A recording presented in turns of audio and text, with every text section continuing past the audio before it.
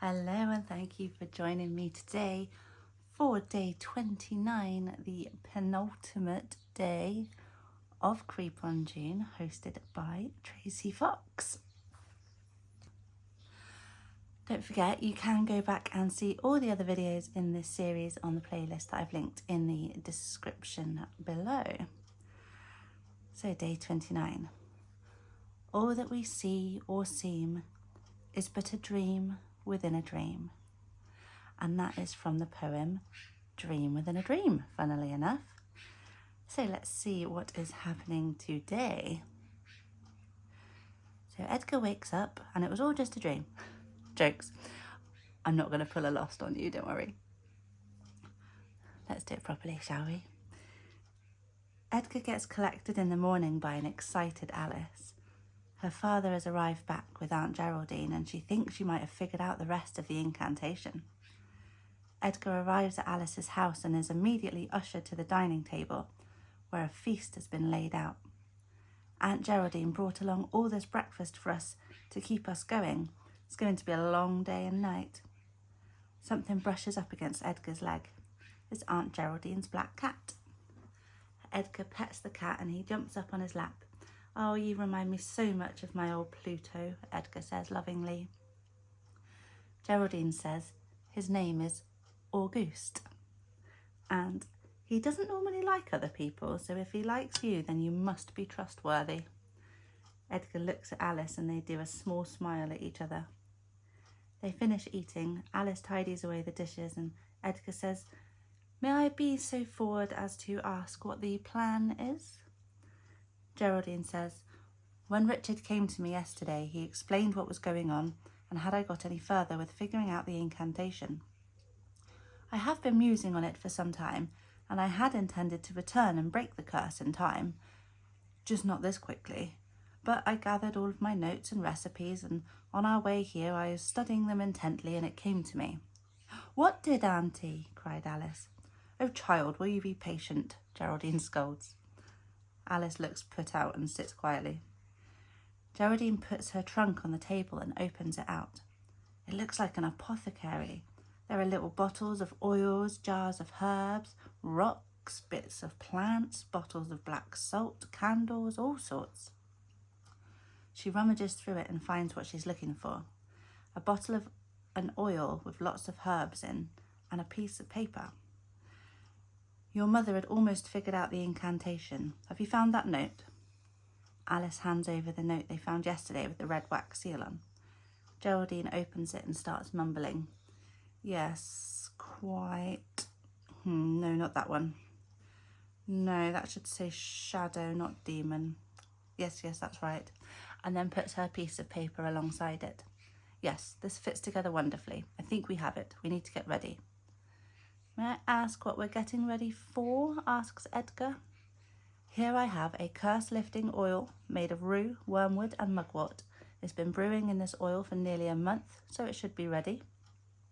We will anoint ourselves, wrists, behind the ears, third eye and throat." What's a third eye?" asks Alice tentatively.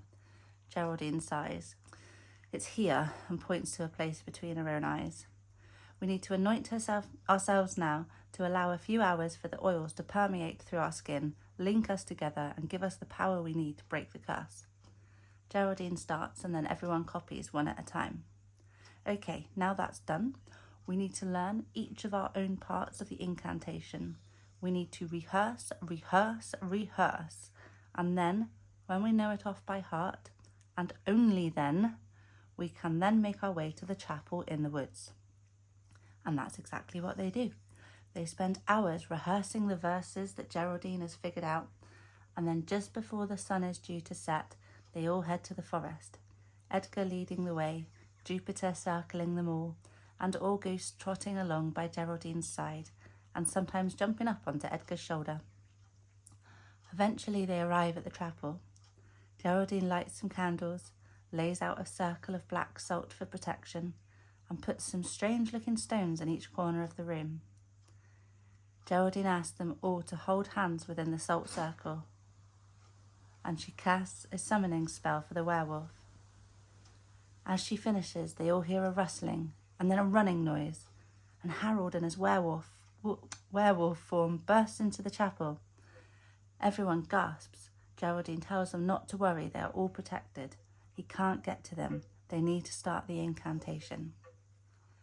Geraldine starts. By salt of black and moonlit flame, I call the curse by secret name. Unbind the chains, dissolve the spite, restore the dark to sacred night. Richard speaks next. By blood of earth and salt of tear, I cleanse this land of pain and fear. No longer shall the shadow feed, I cast it out, root, word, and seed. Alice then has her turn.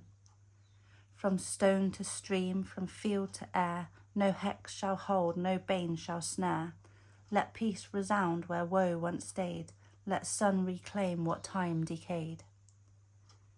And finally Edgar finishes it off. By raven's cry and elder's breath, I seal this vow in life and death. No curse shall rise, no harm befall. This village stands, protected, all. A wind swirls around them all. The candles flicker but don't go out. The werewolf lets out a howl. Jupiter and Augusta are in the room now too, having run in after the werewolf. Harold is screaming in agony, but he's changing back to his human form. There is a hush. Harold is lying down, face down on the floor, not moving. Alice breaks the circle and runs to him. He's alive, she shouts. Jupiter lets out a caw, the loudest one yet. They all look at him as he rises up into the air. He's flapping his wings and they become glossier and wider than before. His neck and feet change shape ever so subtly.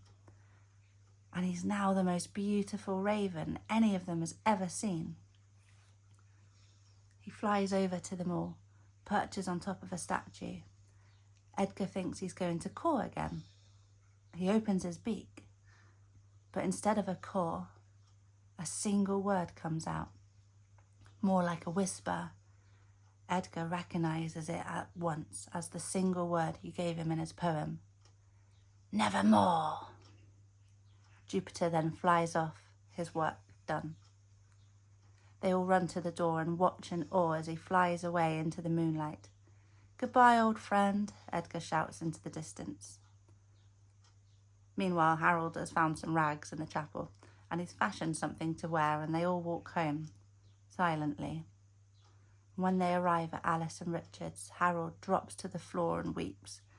He says he will be eternally grateful and he will regret for the rest of his life that day when he accidentally passed his affliction on to Mary.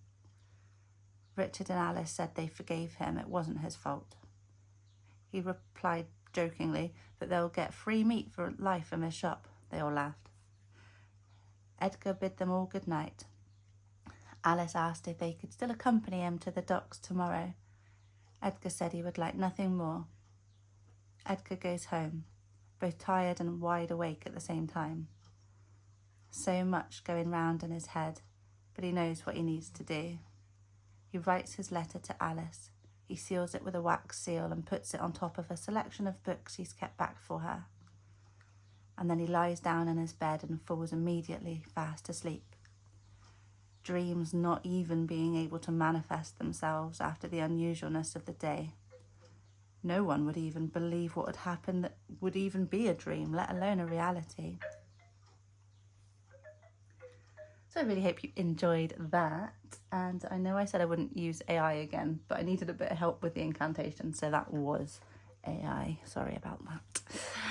Anyway, I hope you enjoyed the second last day.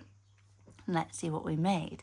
So I've got kind of like a bit of chapel here and part of a quote. I think it's from the Telltale Heart. But I've kind of taken out part of it from Release the Craft in Words. And I just feel like Edgar gets a little bit overexcited and he's like, villains, dissemble no more. And then we've got the prompt here. And this is just one of those kind of half pages. So we've got this pocket, which is bundled full, and it kind of goes back into the story. So hopefully you can see. I've now got this book on a tissue box because all my other books that I had weren't tall enough. So look really close to the camera. So this is the first bit. So we've got Aunt Geraldine here in a kind of mystical witchy form, and Auguste. And if you're familiar with Poe, you'll know why I've called him Auguste. And I've got a quote here: "You call it hope, that fire of fire, but it is but agony of desire." And then we have got her little trunk full of tricks, so you can kind of see what's in it there. But oh, and I've got the number there, 29. But if you go into the trunk, here we are in the representation of the trunk. We have got some serpent scales, some skull dust, some witch hazel, some mushrooms and plants, a bottle of black salt here, a candle lit apparently, some tarot cards, because obviously she's going to have some cards in there, a little poison label and some oil. Then we go inside further and she's got a little spell book here and she's written out the incantation, and of course she'll have a random playing card, of course she will, and just some little things that she knows where she needs to get her salts from. And I thought that was funny, especially because they were having to anoint their third eye, so keep me in your mind's eye. So that's just some other little bits she's got in a bag of tricks. I've just stamped some kind of herbs in the background there, and then we've got some writing space over there. And then we go a bit further and we've got the chapel again, and that's just a little pocket. And I haven't done anything to these tags except on this one. I thought it was quite like this, kind of signifying them all getting brought together by their oil, and then the incantation that I've written out there in that kind of scroll that I've done for a few things. And then we go further back and we've got the chapel here, where it's like the tunnel where they're going through or going out. And then I feel like they've done the curse, and this is when they've lifted the curse and there's lightning in the sky. And this is Geraldine again in a magical form with a black salt circle and her candles and the oil that they've all anointed themselves with, and her crystals that she's been putting in the corner. And then that says Raven, because what happens when the curse gets lifted? Jupiter turns into this beautiful, beautiful raven, and he says nevermore. And this is a release crafting. It's got a bit of a raven quote there. So I thought that was a good picture because he looks very grand and very shiny at this point. And then at the back here we have got this, which has got stuck, obviously, because I don't check that I haven't stuck everything in properly. Let's just hang on. Okay, I've got it unstuck. So this is just the blank page that he's going to write his letter on to Alice, and maybe we'll see that tomorrow, who knows. So that is what I've made today. Oh, and that is also a release of crafting. It's all kind of the same set, I think, from Priscilla's Patreon. That's what I've made today. So we've got kind of a lot of things that we've made to kind of signify the story, but I think it's a big episode today. So I hope you enjoyed that. Please do like, comment, subscribe. Let me know your thoughts, and after this is over, if you do want to hang around, then I would love it if you would maybe check out some of my other videos. But I will be back tomorrow for the final day of Creep on June 2025. I've had an absolute blast, but yeah, we'll get into that more tomorrow. In the meantime, have a wonderful rest of your day. Bye.